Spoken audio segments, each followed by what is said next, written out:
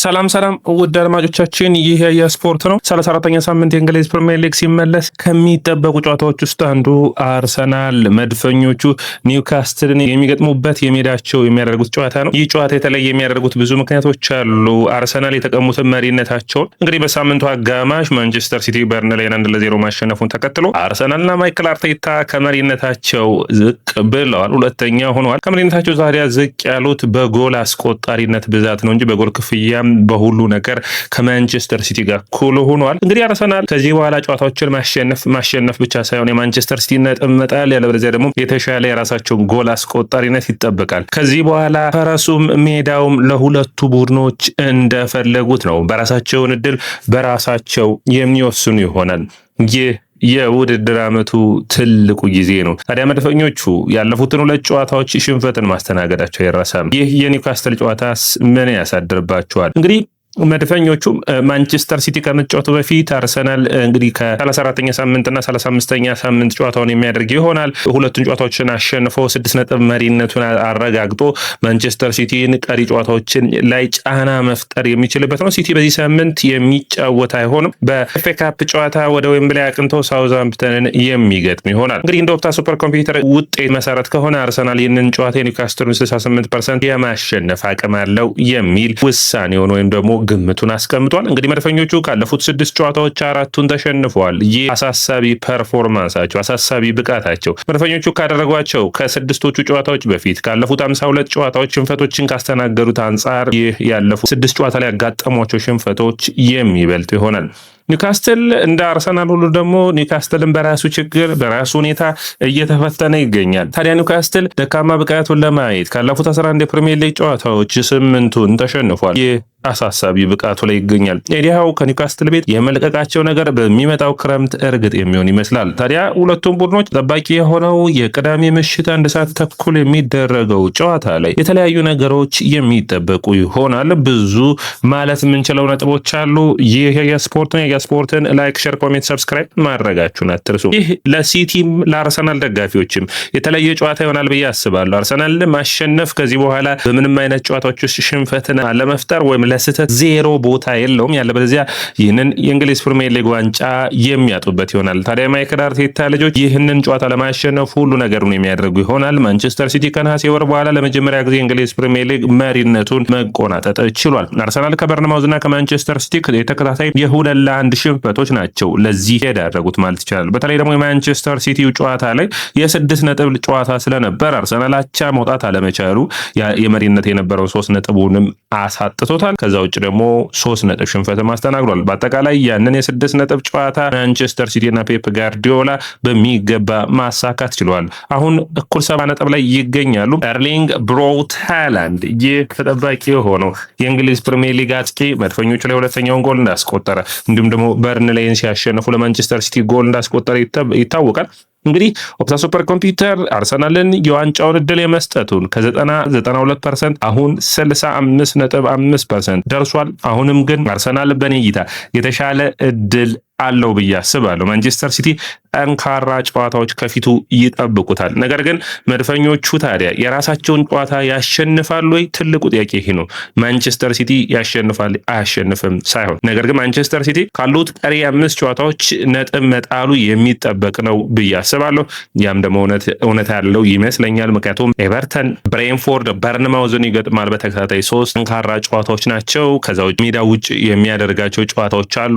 ከዛ ውስጥ አንዱ የበርንማውዙ ስታዲየም ጨዋታ ነው። ቪላ እና እንዲሁም ደግሞ ክሪስታል ፓላስም። እነዚህ 5ቱም ጨዋታዎች ጠንካራ የሚባሉ መሆናቸውን መረሳት የለበትም። ታዲያ የሪያን ቸርኪ እና የኤርሊንግ ብራውት ሃላንድ የማጥቃት ክፍል ለማንቸስተር ሲቲ ጎሎችን እያመጣ ይገኛል። የማይክል አርቴታ ስብስብ ውስጥ ማን ጎል ያመጣል? ይህ ነው ትልቁ ጥያቄ። መድፈኞቹ እንግዲህ ይህ የሚያዝያ ወር ሲመጣ የማይክል አርቴታ ስብስብ አስቸጋሪ ፈተና ነው የሚያጋጥመው። አርሰናል በዚህ ባለፉት ዓመታቶች በማይክል አርቴታ ስር በዚህ ወር ከ27 ጨዋታዎች የሰበሰበው 40 ነጥብ ብቻ ነው። ይህ ማለት በጨዋታ 1.5 ነጥብ ብቻ ነው መሰብሰብ የሚችለው። ይህ በሲዝኑ ወይም በውድድር ዓመቱ ደካማው ብቃታቸው ሚያዝያ ወር ነው ማለት ይቻላል። ይህ ቡድን ባለፉት በመጀመሪያዎቹ ማለት ነው በጥሩ ፐርፎርማንስ ሲቀጥል የነበረ በጥሩ ብቃትም የቀጠለ ነበር። በተለይ ደግሞ በየካቲትና በሚያዝያ የአርሰናል የፕሪሚየር ሊጉን ዋንጫ አሸናፊነቱን ማረጋገጥ የሚችልባቸው ሁሉ ረጅም እድሎች ነበሩት። እነዛ የብሬንፎርድ፣ የኖቲንጋም ፎረስት፣ የወልቭስ ጨዋታዎች በውድድር ዓመቱ መጨረሻ ላይ አርሰናል ዋንጫውን የሚነጠቅ ከሆነ የሚያሳስቡት ይሆናል። ነገር ግን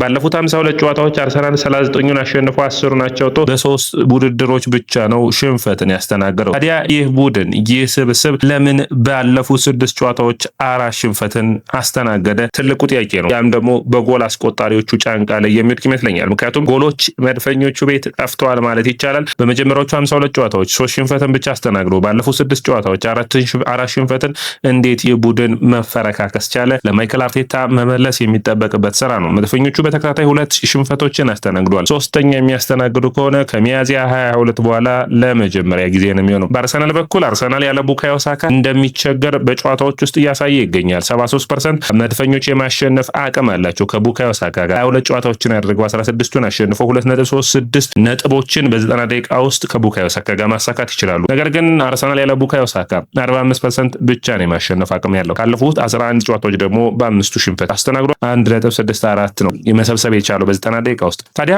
ይህ ወቅት ይህ ወራት አርሰናልና ለማንቸስተር ሲቲ ዋንጫ ፉክክር የተለየ ትርጉምን ይሰጠዋል። ነገር ግን ይህንን ጨዋታ ከሁለቱ ቡድኖች ራቅ አድርገን ብናየው ራሱ ለኤዲሃው የተለየ ትርጉም አለው። ዊሊያም ኦሱላ የሚባለውን ይህ የአጥቂ መስመራቸው ብቻ ነው ጎል እያመነጨ የሚገኘው እንጂ በተለይ ኤዲሃውና ኒውካስትል ቸግረዋል። ዘንድሮ እንደባለፉት ዓመታቶች ነገሮች ቀላል አልሆኑም። ጎሎች ከወልትመድ ከዊሳ መገኘትን አቁመዋል። ታዲያ ኤዲሃው ከኒውካስትል ይለቃሉ ተብሎ በሚጠበቅበት ወቅት ከመጋቢት ወር ጀምሮ ይህ ስብስብ ከ11 ጨዋታዎች 8ቱን ተሸንፎ 3 ጨዋታዎችን ብቻ ነው ያሸነፈው።